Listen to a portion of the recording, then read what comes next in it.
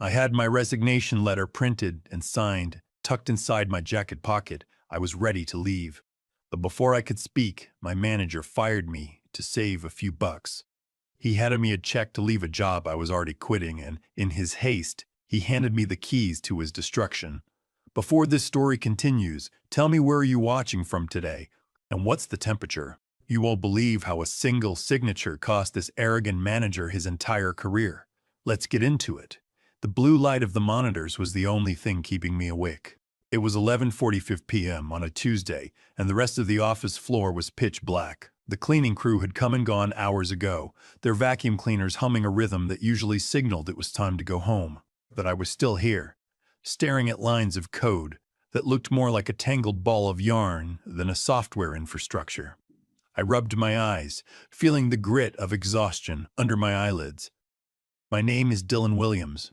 I'm 42 years old, and for the last 8 years, I have been the lead systems architect for a mid-sized logistics firm called OmniStream. That sounds impressive, but in reality, it meant I was the plumber who kept the pipes from bursting while the people upstairs flushed money down the toilet. On the screen in front of me was Atlas.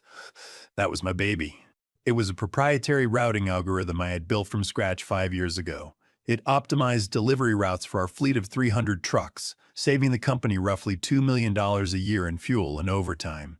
It was efficient, it was brilliant, and it was entirely dependent on me.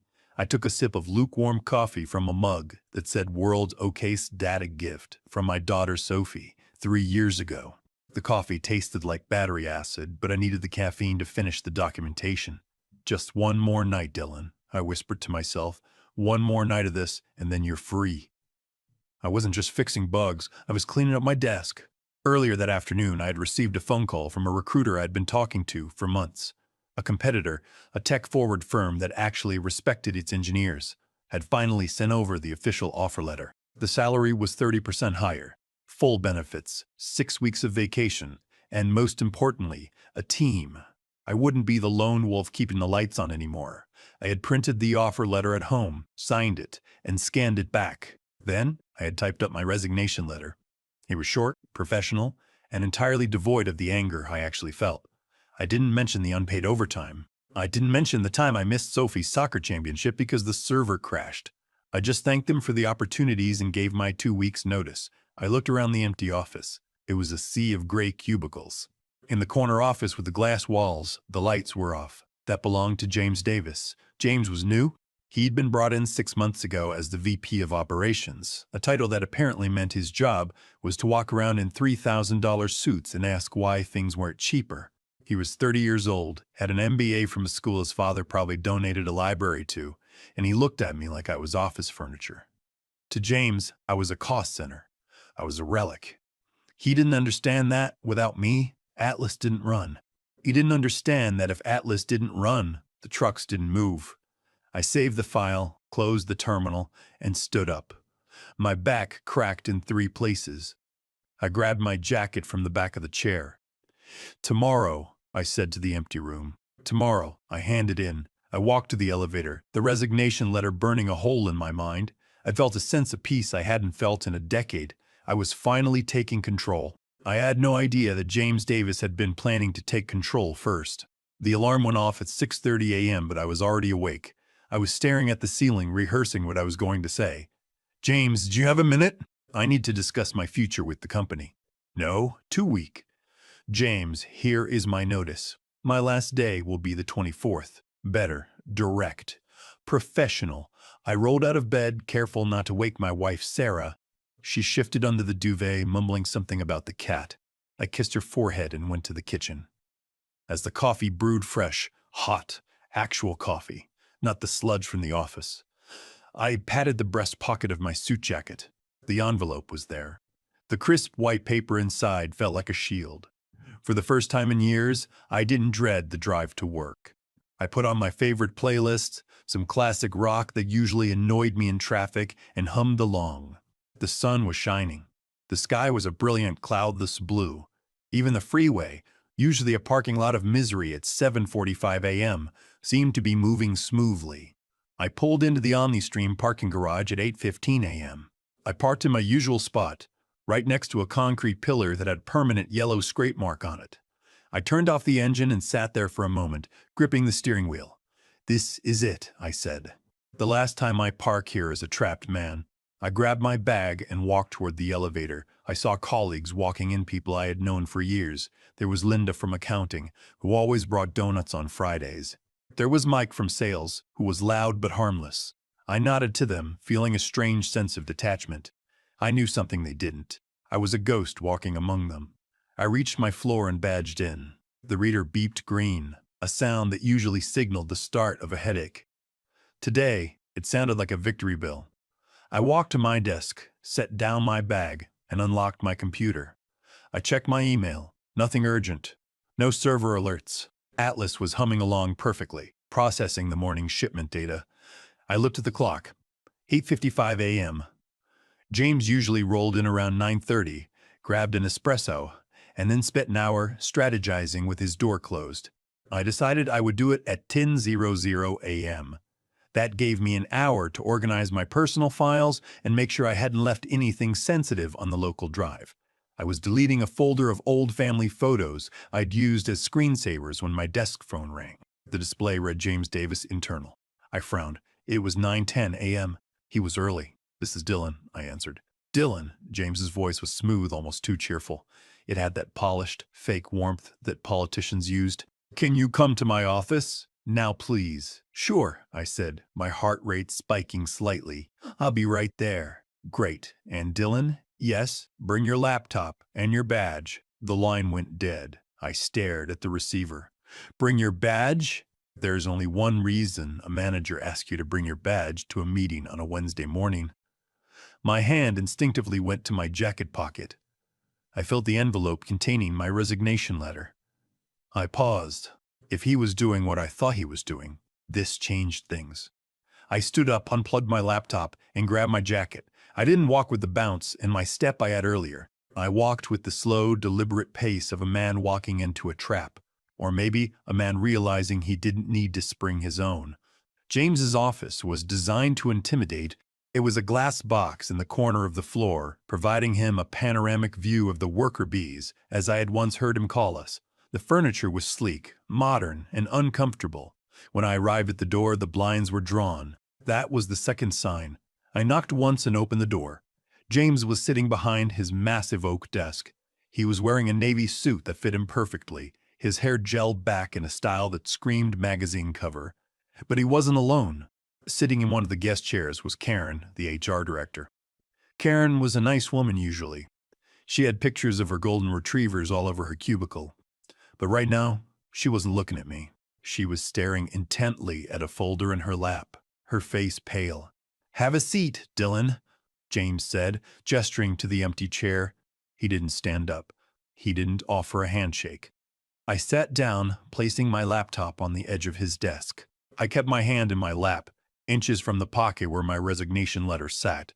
"So," James began, clasping his hands together on the desk.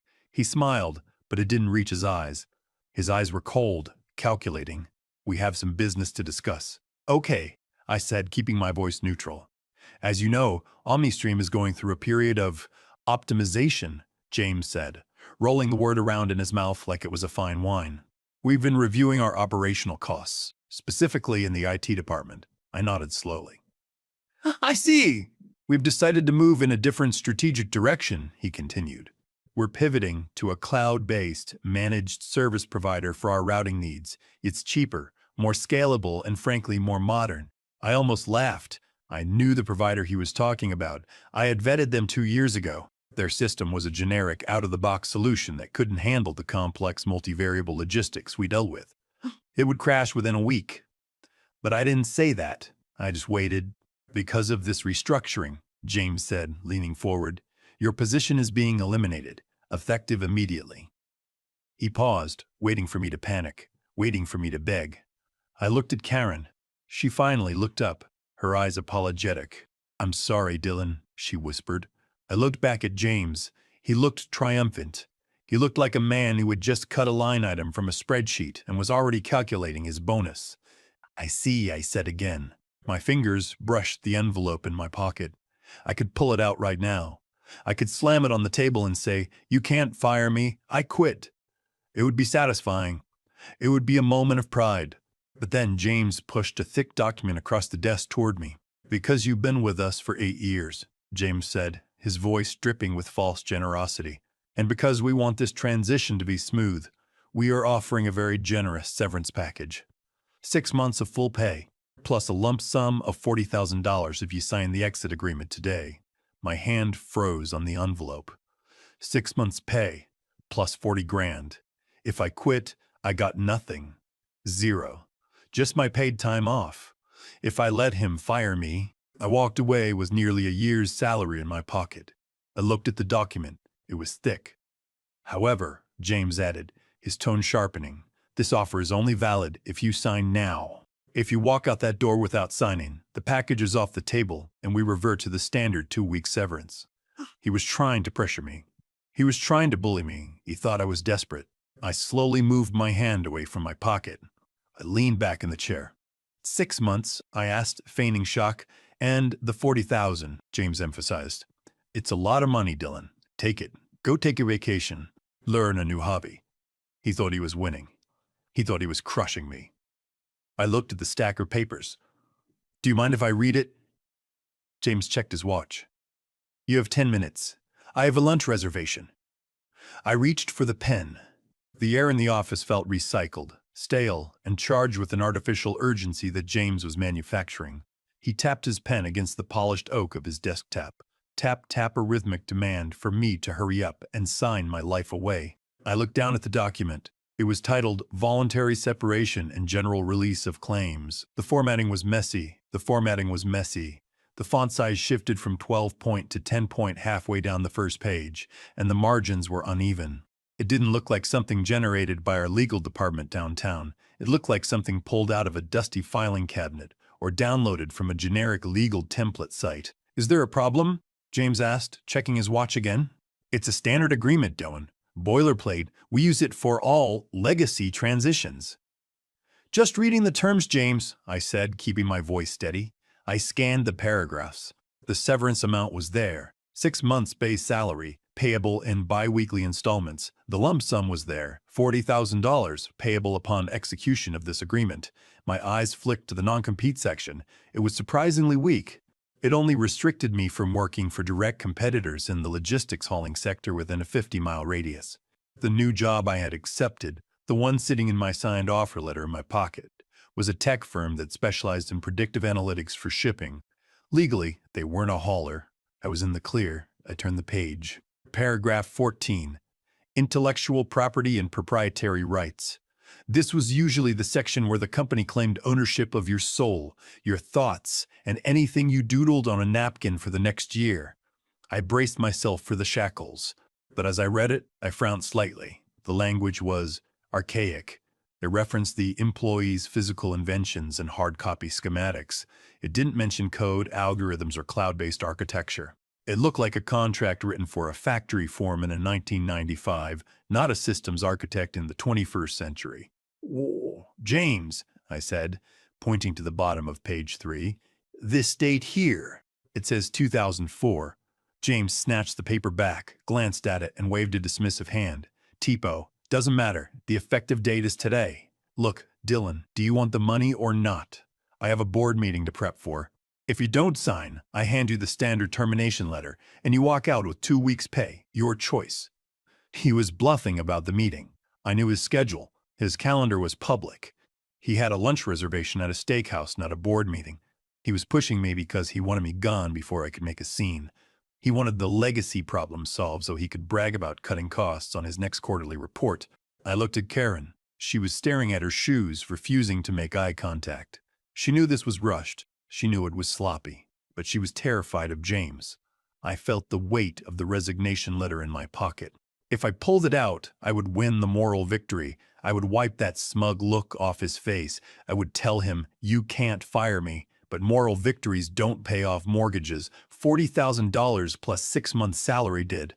"Okay," I said softly. "I'll sign." James let out a breath that sounded suspiciously like a laugh. "Smart man. I knew you'd see reason." I wasn't seeing reason. I was seeing an opportunity. I uncapped the cheap plastic pen Karen had placed on the desk. The ink was black, stark against the white paper. I signed my name Dylan J. Williams. I dated it. I pushed the document across the desk. It felt like pushing a winning lottery ticket across a counter, except the person on the other side thought he was the one robbing me. James grabbed the papers immediately, not even checking the signature. He practically threw them at Karen. "Process this immediately," he ordered her. "I want the wire scheduled for today."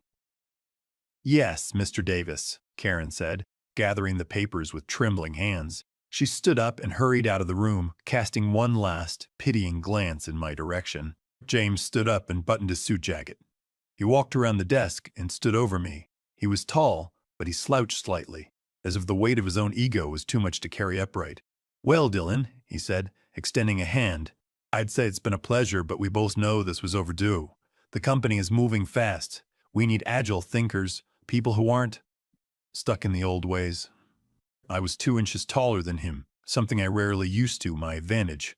But today I stood at my full height. I looked him in the eye. "The old ways kept the trucks moving, James," I said. He scoffed. "The trucks move because we pay drivers. The rest is just overhead. We're trimming the fat." Trimming the fat, that's what I was to him. 8 years of building the neural network of this company. 8 years of 200 AM server patches. 8 years of missing my daughter's milestones, all just fat to be trimmed. I took his hand. It was soft, clammy. The handshake of a man who had never lifted anything heavier than a golf club. "Good luck with the cloud migration," I said. "It's a complex beast." "We have consultants for that," he said dismissively. "Cheaper than keeping a full-time architect on the payroll." Now, the badge. He held out his palm. I reached for the lanyard around my neck. The plastic ID card had a photo of me from 8 years ago. Less gray in the beard, fewer lines around the eyes. I unclipped it and dropped it into his hand. "And the laptop?" he added. I pointed to desk where my ThinkPad sat closed. "It's all yours. Password is on a sticky note under the keyboard, just like you asked." "Good," he said, turning his back to me to look out the window at the parking lot. "Security will escort you out. Standard procedure." He didn't even watch me leave. He was already pulling out his phone, probably to text a buddy about how he'd just saved the department $200,000 a year. I walked to the door. My hand hovered over the handle. "James," I said. He didn't turn around. "What?" "Make sure you read the documentation for Atlas," I said. "It's specific." Yeah. He waved a hand over his shoulder. "Goodbye, Dylan." I opened the door and stepped out. The click of the latch behind me sounded like the closing of a prison cell, only I was on the outside. 2 security guards were waiting for me by the elevators. I knew them. One was Greg, an older guy who always asked me about the football scores on Mondays. The other was a new kid I didn't recognize. Greg looked embarrassed. He held his cap in his hands. "Sorry, Mr. Williams," he mumbled. "Orders from the top. We gotta walk you to the exit." "It's okay, Greg," I said, giving him a genuine smile. "You're just doing your job. Let's go." We walked down the long corridor. The walk of shame, they called it. Heads popped up from cubicles like prairie dogs. I saw whispers. I saw eyes widen. Usually being marched out by security is the ultimate humiliation. It says you stole something, or you screamed at someone, or you failed. But I didn't look down. I looked straight ahead. I passed Linda from accounting. She covered her mouth with her hand, her eyes wide with shock. I gave her a small nod. I passed the server room, my second home. I could hear the faint hum of the cooling fans through the heavy door. Good luck, I thought. You're going to need it. We reached the lobby. The receptionist, Sarah, looked up from her phone. She saw the guards flanking me and her jaw dropped. "Dylan?" she asked. "Take care, Sarah," I said. "Keep them honest." The automatic doors slid open and the heat of the day hit me. It was warmer than it had been this morning. The sun was high and bright, bleaching the asphalt of the parking lot almost white. Greg stopped at the curb. "I really am sorry, Dylan. You were one of the good ones." "Thanks, Greg," I said. "Do me a favor. If the lights go out in the building next week, don't panic. It's just the optimization kicking in." Greg chuckled nervously. "You take care, man." I walked to my car. My Toyota looked exactly the same as when I had left it, but the world around it had shifted on its axis. I unlocked the door and slid into the driver's seat. The leather was hot against my back. I closed the door, shutting out the noise of the highway and the hum of the building's HVAC units. Silence. I sat there for a long minute, my hands resting on the steering wheel. I reached into my jacket pocket and pulled out the envelope, the resignation letter. The paper was slightly crumpled from where I had been gripping it during the meeting. I tore it open. I pulled out the letter I had agonized over last night. The polite, professional goodbye. I looked at it. Then I looked up at the fourth floor window, James's office. I started to laugh. It started as a low chuckle in my chest and erupted into a full, shaking belly laugh. Tears pricked the corners of my eyes.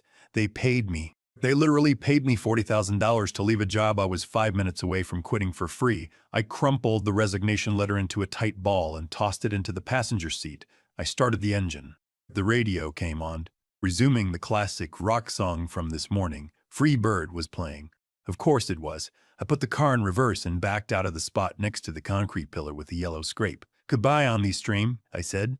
"You get what you pay for." I drove out of the lot, checking my rearview mirror only once. The building shrank behind me, a gray monolith of bad decisions. I merged onto the freeway, heading home to tell my wife that we were about to be richer than we thought and that I had a very interesting story to tell my lawyer friend, Emery.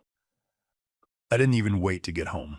As soon as I was on the interstate, cruising at 65 miles per hour with the windows down, I tapped the voice command on my steering wheel. "Call Emery Miller." The phone rang twice before a deep, baritone voice filled the car speakers. "Dylan, it's 10:30 on a Wednesday. Shouldn't you be saving the global supply chain or something?" Emery Miller had been my roommate freshman year of college. While I was pulling all-nighters coding in C++, Emery was debating ethics and drinking espresso. Now, he was a partner at Miller & Vance, one of the sharpest corporate law firms in the city. He charged $800 an hour. But for me, the rate was usually a beer and a burger. "I'm free, Emery," I said, unable to keep the grin out of my voice. "I am out." "You quit?" "Finally." "Better." "They fired me." There was a pause on the line. "They fired the guy who built the system? Who's running the place? A magic 8-ball? "Close. James Davis, the new MBA wonder boy." I merged lanes, passing a semi-truck that ironically bore the logo of one of our competitors. But here's the kicker, M. I was walking in to resign, letter in my pocket. Before I could pull it out, he offered me a severance package. 6 months' pay plus a $40,000 lump sum to leave immediately. Emery whistled low. "That's generous. Suspiciously generous for a mid-level firing." "Did you sign?" "I did." "Did you read it?" The lawyer in him snapped to attention instantly. "I skimmed it," I admitted. "It looked old, Emery, like really old. The formatting was all over the place. It referenced physical schematics and had a copyright date of 2004 in the footer." 2004? Emery's voice dropped an octave. "Dylan, did it have a Schedule A attached for listed exclusions?" "No, just the main document." "And did it have a mutual release of claims section?" "Yeah, page 4. "Why?" I could hear the smile in Emery's voice through the speakers. "Dylan, come to my office. Now. Do not pass. Go. Do not collect 200. Well, actually, collect your 40 grand, but get your butt over here. I need to see that paper." "Is it bad?" I asked, a seed of worry planting itself in my stomach. "Bad." Emery laughed. "If that contract is what I think it is, an old clean break template from before software was considered a tangible asset, it's not bad for you. It might be the greatest parting gift in corporate history. Bring the document." I took the next exit, swerving across 3 lanes of traffic. The resignation letter was still balled up on the passenger seat, a piece of trash. The document in my jacket pocket, however, was suddenly feeling heavier than lead. Emery's office smelled like old leather and expensive cologne. It was on the 42nd floor, overlooking the city skyline, a stark contrast to the fluorescent purgatory I had just been exiled from. Emery sat across from me at a glass conference table. He was wearing a suit that probably cost more than my first car. He hadn't said a word for 5 minutes. He was just reading the document, flipping pages back and forth, his eyes scanning every line. I sat there, sipping a sparkling water, watching his face. Suddenly he stopped. He tapped his finger on a paragraph on page 3. Then he flipped to the back page, checked the signature, and flipped back to page 3. He looked up at me. His face was a mask of pure shock, which slowly dissolved into a wicked grin. "Dylan," he said softly, You said James Davis is an MBA, right? Not a lawyer? Definitely not a lawyer, I said. And he rushed you? Huh, said he had a meeting? Yeah. Told me if I didn't sign in 10 minutes, the deal was off. Emery chuckled. He took off his glasses and cleaned them with a silk cloth. He rushed because he wanted to save the company money. He grabbed an old template, probably from the shared drive, something titled Standard Executive Separation. But he didn't check the version history. What does it say? I leaned forward. Okay, listen closely, Emery said, sliding the paper toward me. In modern employment contracts, there is a clause called works made for hire. It basically says anything you think, write code, or dream up while on the clock belongs to the company. Standard stuff. I nodded. Right. This contract, Pobry tapped the paper, uses a definition of proprietary work from the early 2000s. It defines company property strictly as physical inventions, hard copy schematics, and patent-pending devices. It explicitly states that intellectual concepts, notes, and non-tangible creations remain the property of the employee unless they are listed in Schedule A. And there was no Schedule A, I whispered. Exactly, Emery said. But it gets better. Clause 14b, the clean break clause. It says, to ensure a final separation, the company hereby releases any and all claims to unlisted intellectual concepts created by the employee, and the employee accepts this release in exchange for the severance payment. I stared at him, my brain trying to process the legalese, the rinse payment. I stared at him, my brain trying to process the legalese. Translate that for me, Emery. Emery leaned back, lacing his fingers behind his head. Atlas. The routing system. It's code, right? It's not a physical machine. It's pure software. Cloud-based. And did they ever patent it? No, I said. James said patents were expensive vanity projects. We just kept it as a trade secret. Emery slammed his hand on the table, laughing. Then it's an unlisted intellectual concept. Dylan, by signing this document and paying you to leave, James Davis just legally transferred the ownership of the Atlas system to you. My jaw dropped. Wait, you mean? I mean you own it, Emery said, his eyes gleaming. You don't just work on it, you own the copyright. You own the source code. Technically, OmniStream is now using your software without a license. I sat back, stunned. They fired me and gave me the company's nervous system as a parting gift? And they paid you 40 grand to take it, Emery added. But here is the catch. The contract isn't valid until consideration is met. That means the money. They said they'd wire it today, I said. Then we wait, Emery said, pulling out a legal pad. The second that money hits your account, the contract is executed.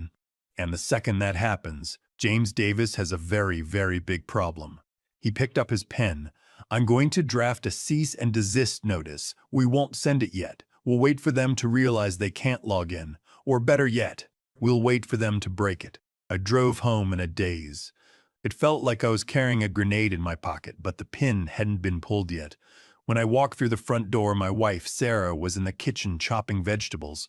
She looked up, surprised to see me at 1:00 p.m. Dylan? She wiped her hands on a towel. Is everything okay? You're home early. I walked over to her and kissed her. I have news, good news, and weird news. Did you quit? She asked, hope in her eyes. She had been begging me to leave that toxic place for years. Sort of, I said. I got fired. Her face fell. Oh, honey. No, wait, I said, pulling out my phone. It's okay. I have a new job lined up, remember? But OmniStream, they decided to pay me to leave. I set my phone on the counter between us. I opened the banking app. They promised to wire a severance package, I explained. 6 months' pay plus $40,000. If that money comes through, Sarah, everything changes. We stood there, staring at the screen. The balance showed our usual modest checking amount. It was enough to pay the bills, but not enough to dream with. 1:15 p.m. Nothing. 1:30 p.m. Nothing. Maybe it takes a few days, Sarah suggested, handing me a sandwich. James said immediate wire, I said, taking a bite. He wanted me off the books before the end of the business day so he could claim the cost savings for this quarter. I refreshed the screen again. The little spinning wheel circled round and round. Then the numbers changed. Deposit, OmniStream severance. Amount plus $40,000. Amounts plus 40 towns. Deposit stream severance. Part parole. Amount plus $12,500. The balance jumped. It was more money than we had ever seen in our checking account at one time. Oh my God, Sarah whispered, covering her mouth. That's real. I looked at the number. But I wasn't just seeing money. I was seeing the lock clicking shut. The transaction was complete. The contract was executed. Consideration has been met, I whispered, repeating Emery's words. I picked up the phone and texted Emery, "The Eagle has landed." Emery replied instantly with a single emoji. A shark. I looked at Sarah. "They think they just bought me off," I told her, my voice steady for the first time all day. "They think they paid me to go away quietly. But they just bought their own eviction notice." "What do you mean?" she asked. "I mean," I said, picking up the sandwich, suddenly starving, "that tomorrow morning when James tries to run the route and report, he's going to realize that he doesn't own the road anymore. I do." The phone in my pocket buzzed again. It wasn't Emery. It was an automated alert from my personal server at home, the one I used for backups. Alert: remote access revoked for user A bin at OmniStream Men. James had just had IT cut my access. He was thorough. He had locked me out of the building, locked me out of the email, and now locked me out of the server. I smiled. He thought he was locking me out. In reality, he was locking himself in with a ticking time bomb, and he had just mailed me the detonator. Thursday morning felt strange. For the last 8 years, Thursday mornings were a sprint. The Thursday batch was a massive data processing event, where Atlas ingested the weekend delivery orders from 50 different clients and calculated optimal routes for 300 trucks. It usually started at 9:00 a.m. sharp. If it failed, the trucks wouldn't have their manifests by Friday, and the entire weekend logistics chain would collapse. Usually, I would be glued to my monitors right now, watching the CPU usage spike, manually adjusting the load balancers, and nursing my third coffee. Instead, I was sitting on my back deck, watching a cardinal peck at a bird feeder. The air was crisp. My coffee was excellent. I checked my watch. 9:05 a.m. "It's starting," I whispered to the cardinal. At the OmniStream office, I knew exactly what was happening. The automated script would trigger. It would attempt to handshake with the external API to pull the order data. But because I wasn't there to input the rolling security key, a manual step I had instituted 3 years ago, after a cyber attack scare, the handshake would fail. The system would retry 3 times. 9:06 a.m., 9:07 a.m., 9:08 a.m., 9:08 a.m. Then it would throw a critical dependency error and lock the database to prevent data corruption. I took a sip of coffee. My personal phone buzzed on the patio table. It was a text message from Raj, the junior sysadmin I had been mentoring. Poor Raj. He was a good kid, but he wasn't ready for this. "Raj, hey Dylan, sorry to bother you. Did you change the auth key for the Thursday batch? It's throwing an error 403 forbidden." James is standing over my desk, breathing heavy. I looked at the message. I felt a pang of guilt for Raj. He was collateral damage, but then I remembered the smirk on James's face. I remembered the cost savings. I remembered the $40,000 sitting in my bank account. I didn't reply. I turned the phone face down. Back at the office, the panic would be setting in right about now. The drivers would be waiting. The warehouse managers would be refreshing their screens, seeing only a spinning hourglass. James would be demanding to know why the expensive legacy software wasn't working. He would tell Raj to just fix it. Raj would explain he couldn't. James would threaten him. And then inevitably, James would realize he had fired the only person who had the key. I closed my eyes and listened to the wind in the trees. It was the sound of a bridge burning, and for the first time in my life, I wasn't the one holding the hose. I was the one holding the match. By 10:00 a.m., the silence of my house was broken by the relentless vibration of my phone. I had moved inside to the kitchen. Sarah was at the table, looking at the screen of my phone with wide eyes. "That's the 5th time he's called," she said. The caller ID read James Davis, OM Misstream. "Let it ring," I said, leaning against the counter, cutting an apple. Emery said strictly no contact until he gives the green light. The phone stopped ringing. Then 10 seconds later, it started again. Karen, HR, then reception desk, then unknown number. They were cycling through every phone in the office trying to get me to pick up. Shouldn't you? I don't know, tell them, Sarah asked. She was a kind soul. She hated conflict. What if the business goes under? They fired me, Sarah, I reminded her gently. They told me I was redundant. They told me they were restructuring me out. If I answer that phone and fix their problem, I am proving them right. I am proving that I am just a resource they can tap whenever they want, whether they pay me or not. I handed her a slice of apple. Besides, I'm not an employee anymore. I'm a third party, and third parties don't work for free. The phone buzzed again. A text message this time. James Dillon, pick up. We have a situation. You need to remote in and clear this error. Now. He's demanding, I noted, reading the preview without unlocking the phone. He still thinks he's my boss. He sounds panicked, Sarah said. He is. The trucks are supposed to leave the depot at noon. If the routes aren't generated by 11:30, they miss the distribution windows. That's about $50,000 in late fees per hour. I walked over to the window. I imagined James in his glass office, tie loosened, sweating through that expensive shirt. I imagined him yelling at Raj. I imagined him realizing that the cloud migration consultants he bragged about were weeks away from starting, and right now, he was staring down the barrel of a complete operational standstill. I felt a vibration in my pocket. It was a different ringtone, the Star Wars Imperial March. That was Emery. I picked up immediately. Talk to me. Are they calling you? Emery asked. He sounded like he was walking down a busy street, upbeat and energetic. Non-stop. James, HR, everyone. Good, Emery said. Don't answer. Let the pressure build. I just looked up the company bylaws for OmniStream. Did you know James has a performance clause linked to operational continuity? If the fleet is grounded for more than 24 hours, the board can review his contract. I didn't know that, I said, a smile forming. Well, he knows it. That's why he's calling. He's not trying to save the company, Dillon. He's trying to save his bonus. Keep ignoring him. I want him to leave a voicemail that we can use. What kind of voicemail? The kind where he admits he needs you, Emery said. Or better yet, the kind where he threatens you. Lawyers love threats. It makes the settlement checks bigger. At 11:45 a.m., 15 minutes before the critical shipping deadline, the barrage of calls stopped. The silence was almost louder than the ringing. Maybe they fixed it? Sarah asked. No, I shook my head. Raj is good, but he doesn't have the encryption keys. They can't fix it without wiping the database and starting over, which would take a week. James is regrouping. I sat down at the table and unlocked my phone. I went to the voicemail tab. There were 7 new messages. Let's listen, I said. I put it on speaker.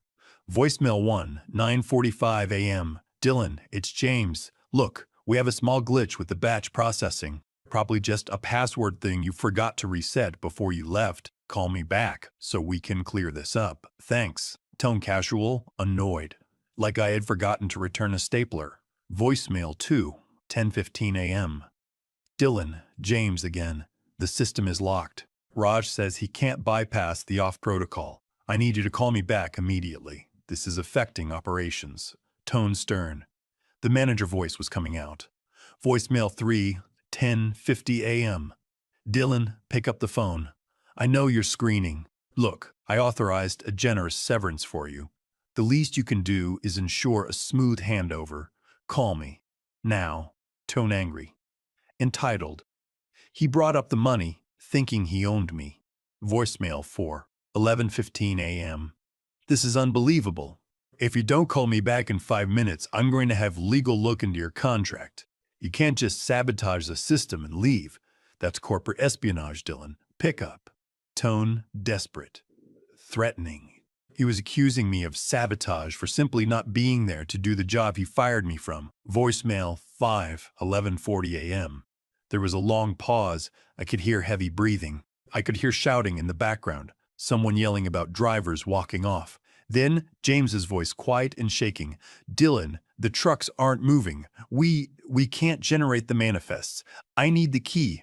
Just give me the code. Please. Oh, we can talk about a consulting fee. Just call me. Tone defeated. Panic. I looked at Sarah. There it is. He offered a consulting fee, she noted. He did, I agreed. But he also accused me of espionage in the message before. He's flailing. I saved the voicemails.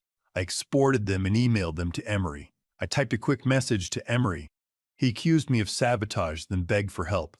Files attached. Emery replied, "Perfect. Drafting the response now. Don't answer." The price just went up. The clock struck 12:00 p.m. Somewhere across town, at a massive distribution center, 300 diesel engines were being turned off. Drivers were climbing out of their cabs, calling their unions. Freight worth millions of dollars was sitting on the docks, going nowhere. And James Davis, the man who wanted to trim the fat, was realizing that he had just cut the spinal cord instead. I stood up and stretched. "Sarah," I said, "how about we go out for lunch? I hear the Italian place downtown is great." "Now?" She laughed. "In the middle of this." "Especially now," I said. "I have a feeling my schedule is wide open." Lunch with Sarah was surreal. We ate lasagna at a small table by the window, watching the world go by. I felt lighter than I had in years. For the first time, I wasn't checking my email every 5 minutes. I wasn't worrying about server loads. I was just eating. But while I was enjoying the garlic bread, Emery was dropping the hammer. We got back to the house at 2:00 p.m. I had a missed call from Emery. I called him back immediately. "It's done," Emery said. His voice was crisp, professional, but with that underlying shark-like thrill. I sent the email at 1:45 p.m. Subject line: Notice of copyright infringement and cease and desist Omnistream Logistics. "You went with the nuclear option?" I asked, putting the phone on speaker so Sarah could hear. "Absolutely. I attached a copy of your separation agreement, highlighted the clean break clause, and explained that since the Atlas system is an unlisted intellectual concept, it is now the sole property of Dylan Williams. I informed them that their continued use of the software constitutes theft and unauthorized use of proprietary technology." "What's their move?" Sarah asked, leaning in. "Well," Emery chuckled, "James called me 4 minutes after I hit send. He was screaming. Said it was extortion. Said he'd sue me, sue you, sue my grandmother." "And what did you say?" I asked. "I told him that since he is currently locked out of the system, he isn't actually using it at the moment. So technically no infringement is happening right now. But," Emery paused for dramatic effect, "if he attempts to bypass the security or reverse engineer the code to get the trucks moving, that constitutes a violation." I told him he has 2 options. Option 1, shut down operations, scrap the Atlas system, and build a new routing infrastructure from scratch. Estimated time, 6 to 8 months. Estimated cost, $5 million.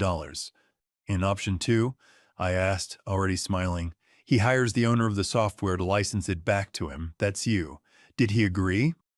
"He hung up," Emery said, "but he'll call back. The drivers are picketing the depot. The clients are calling. He has no choice. Get your suit ready, Dylan. We're not done yet." At 3:30 p.m., my phone rang. It wasn't James. It was a number I didn't recognize. "This is Dylan, Mr. Williams," a tight, controlled female voice said. "This is Rebecca Sterling, General Counsel for Omnistream. I have James Davis on the line as well." "I'm listening," I said, sitting down at my kitchen table. "We have received your counsel's interesting interpretation of the separation agreement," Rebecca said. She sounded tired. "While we dispute the validity of the claim, we recognize that we have an immediate operational crisis. We would like to offer you a temporary consulting contract to restore system access." "I'm listening," I repeated. "We are authorized to offer you an hourly rate of $200 for a maximum of 20 hours to unlock the system and transition the credentials to Mr. Davis." I almost laughed. $200. That was barely double my old hourly breakdown. They still didn't get it. "No," I said simply. Silence on the line. Then James's voice broke through, strained and angry. "Dylan, don't be difficult. 200 is generous. You're holding the company hostage." "James," I said, my voice calm, "you fired me, you rushed the contract, you wanted to cut costs. Well, the cost just went up. I am not an employee anymore. I am an independent vendor. And my software is premium." "What do you want?" Rebecca asked, cutting James off. "I want a meeting," I said. "In the boardroom. Tomorrow morning at 9:00 a.m. My lawyer will be present.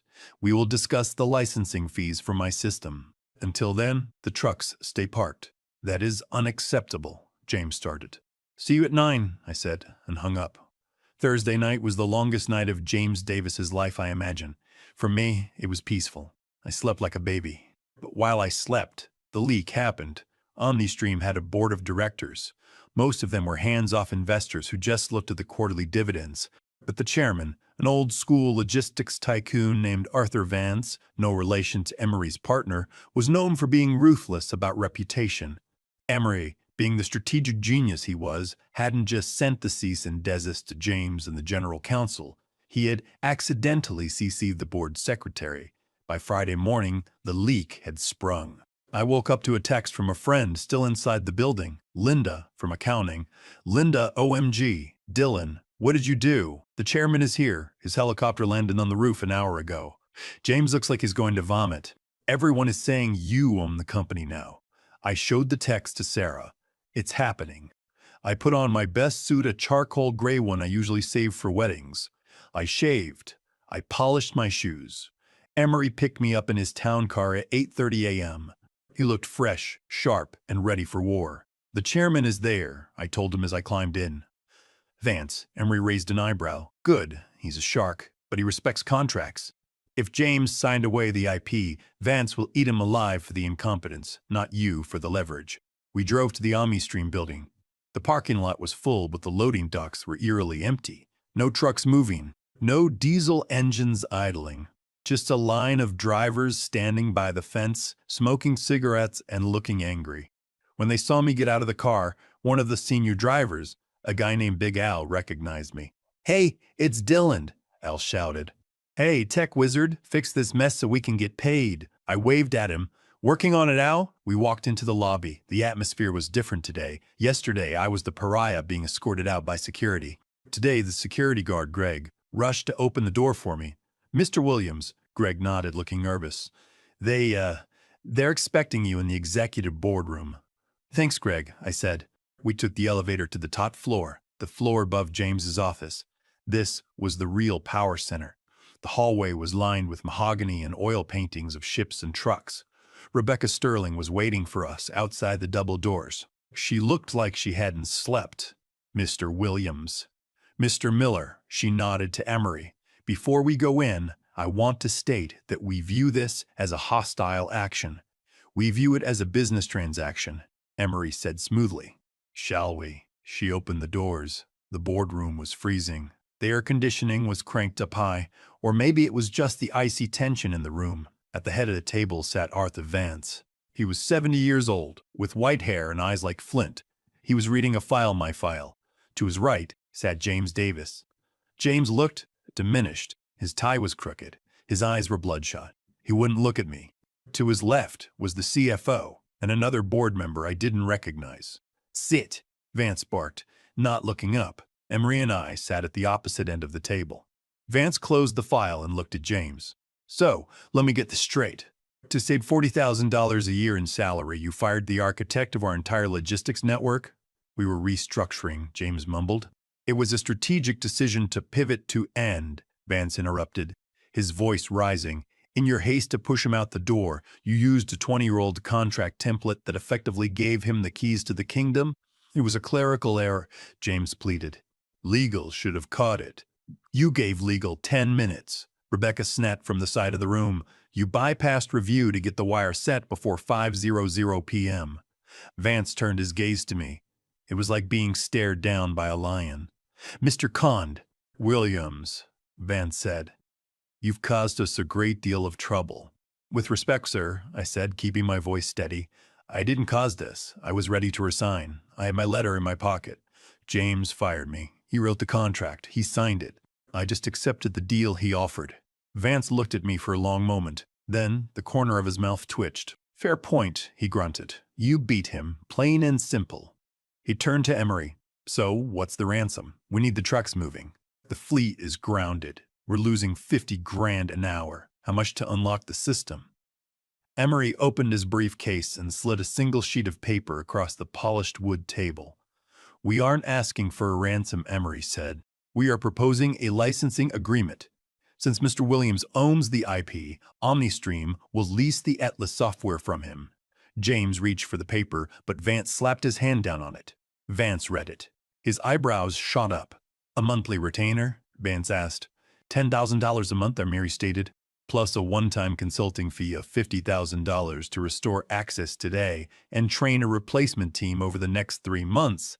That's insane, James shouted, standing up. That's more than his salary was. We can't pay him 10 grand a month for software we already paid to build. You paid for the labor, Emery corrected. You gave away the product, and if you don't like the price, you can build your own. Mr. End. Williams is happy to take his software to your competitors. I'm sure FedEx or UPS would love to see the efficiency algorithms in Atlas. The room went dead silent.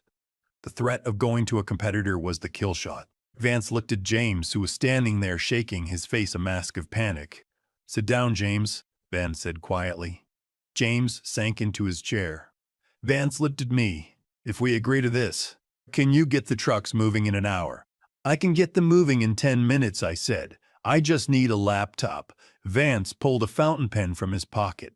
He signed the paper Emery had slid over. Done, Vance said. He slid the paper back. Now fix it. I opened my bag, pulled out my old laptop, which I had brought, knowing they hadn't wiped it yet, and connected to the boardroom Wi-Fi. But Vance wasn't finished. He turned slowly to James. James, Vance said, his voice terrifyingly soft. We need to discuss your future, or rather, your lack of one. The silence in the boardroom was absolute. The only sound was the clicking of my keyboard as I remotely accessed the server, input the override command, and reinitiated the handshake protocol for the Atlas system. System restoring, I announced, my voice cutting through the tension. Batch processing will resume in 3 minutes.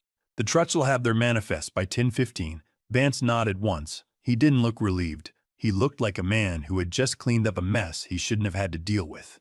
He turned back to James. James was pale. He was gripping the armrest of his leather chair so tightly his knuckles were white. Sir, James started, his voice cracking. I can explain. The cost-benefit analysis suggested. Stop, Vance said. He didn't shout. He just held up a hand. You cost this company nearly $500,000 in delayed shipments today. You exposed us to a massive legal liability. And worst of all, you displayed a level of incompetence regarding contract law that I would expect from an intern, not a VP.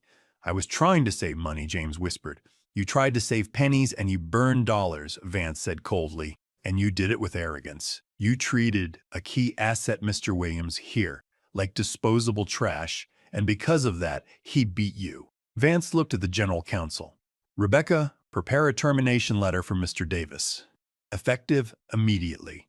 James's eyes went wide. You can't fire me. I have a contract.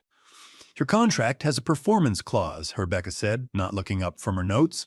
Subsection 4, gross negligence resulting in significant operational disruption. You are in breach, James. You're done. Get out, Vance said. James stood up. He looked at me. I expected him to scream, to curse, to throw something, but he just looked broken. The MBA swagger was gone. The expensive suit looked like a costume he didn't know how to wear. Dylan, he started, as if he wanted to ask for mercy. I looked at him calmly. I didn't smile. I didn't gloat. I just closed my laptop. Good luck with the restructuring, James, I said. Security Greg again stepped into the room. He looked at James, then at the door. Let's go, Mr. Davis, Greg said firmly. I watched James Davis walk out of the boardroom, flanked by the same guard who had walked me out 2 days ago. The symmetry was perfect. He walked with his head down, shoulders slumped, a man whose career had just been routed into a dead end by the very system he tried to cheat. Vance turned to me. Mr. Williams, can I expect the system to run smoothly from now on, as long as the invoice is paid on the first of the month? I said, meeting his gaze. Vance actually chuckled, a dry, rasping sound. It will be. Welcome back, Dylan. Or should I say, welcome to the partnership. We spent the next 2 hours ironing out the details. Emery was in his element, negotiating clauses that protected me from liability while ensuring OmniStream paid for every minute of my time. The final deal was staggering. The licensing fee OmniStream would pay me $10,000 a month to lease the Atlas rights back for the next 2 years while they built a replacement system. The consulting fee, a flat $50,000 fee to train a new team, properly this time, and document the code. The severance I got to keep the original $40,000 and the 6 months' pay. Emery argued that since they fired me and I accepted, that transaction was separate from the IP dispute. Vance, surprisingly, agreed. He called it tuition fees for the company to learn a lesson. By noon, I was walking out of the building. I stopped by the IT department on my way out. Raj was there looking exhausted but relieved. "Is it true?" Raj asked, standing up. "Is James gone?" "He's gone, Raj," I said, "and I'm coming back as a consultant, just for a few months. We're going to get you some help, real help." Raj slumped back in his chair, a massive grin spreading across his face. "Thank God. I thought I was going to have to learn COBOL." I walked out to the parking lot. The trucks were moving. The rumble of diesel engines filled the air, a symphony of logistics. Drivers were climbing into cabs, checking their tablets that were now displaying routes generated by my software, licensed by my company. Emery was waiting by his car. He handed me a folder with the signed contracts. "You know," Emery said, lighting a cigar, "he only did that after a big win. Usually the little guy gets crushed. It's rare to see the ants step on the boot." "He didn't check the version history, I said, tapping the folder. "He just didn't read." "His loss," Emery grinned. "Lunch is on you. Forever." "Deal," I said. I drove home. I didn't listen to music this time. I rolled the windows down and listened to the wind. I thought about the fear I had felt on Tuesday night, the fear of being obsolete, of being discarded. That fear was gone. It had been replaced by something much more powerful: ownership. I pulled into my driveway. Sarah was waiting on the porch. She saw my face and she knew. I walked up the steps, took the folder out of my bag, and handed it to her. "We did it," I said. She hugged me, and for the first time in 20 years of marriage, I felt her shoulders completely relax. The weight was gone. It's been 3 months since that day in the boardroom. The air is getting cooler now. Autumn's settling in. I'm sitting on my back deck, the same spot where I watched the Cardinal while James was panicking. I have a new laptop, a top-of-the-line model. But I'm not coding. I'm writing this. My consulting contract with OmniStream is going well. I work 3 days a week, remote. I go into the office once a month to check on Raj and the new team I helped hire. They treat me like royalty. James hasn't found a new job yet. The industry is small. Word gets around when you cost a company $500,000 in a day. Last I heard, he was trying to get into real estate. The money changed things, sure.